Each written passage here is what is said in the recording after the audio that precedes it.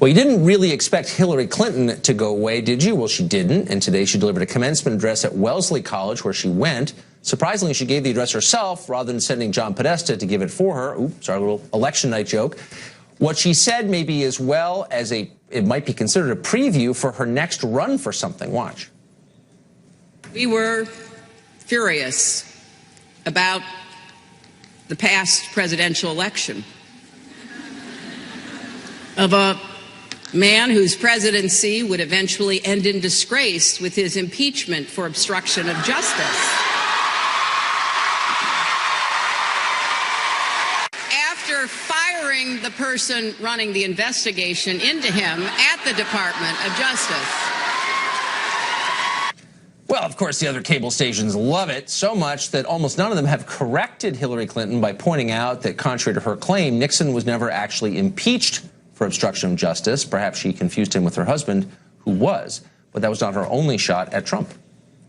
There is a full-fledged assault on truth and reason, drumming up rampant fear about undocumented immigrants, Muslims, minorities, the poor. Some are even denying things we see with our own eyes, like the size of crowds.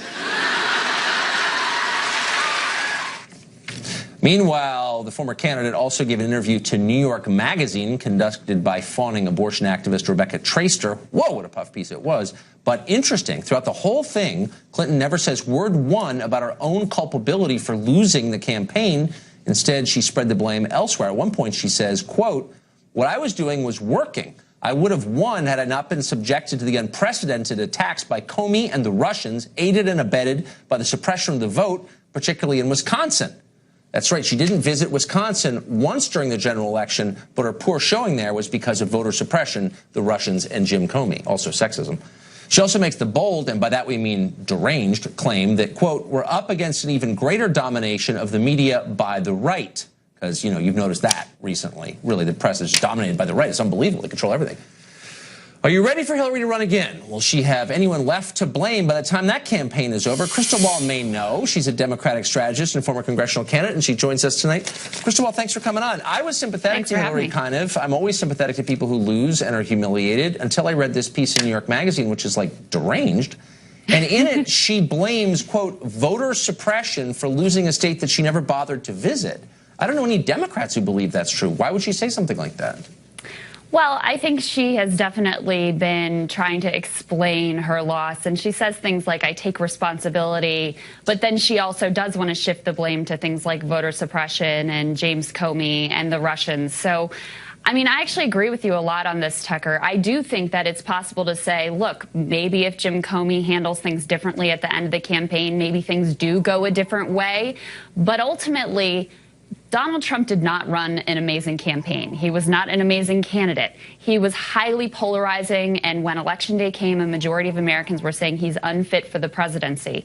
Hillary Clinton should have been able to win and should have been in a position to win, even with the slings and arrows of Russia and Jim Comey, et cetera. I talk a lot about this, actually, in my book, Reversing the Apocalypse. I think the Democratic Party as a whole has really strayed from their roots as a party of the working class, focused on those economic issues that Trump really did touch on. So, look, I didn't want her to run in the first place. I was a Joe Biden supporter, and then I was a Bernie Sanders supporter. I think there were a lot of problems there. But I also think the problem goes deeper with the Democratic Party if you just look across the country at all the governorships and the state legislative seats and all of that we've lost. I think we've got to do a lot more soul searching than saying Russia and voter suppression. Yeah, and racial division. I mean, I got to say, though, I was surprised a little bit, even for Hillary, to see just how unwilling she is to come to terms with what happened. And, you know, Trump is often attacked as delusional, and he believes things that are demonstrably false, et cetera.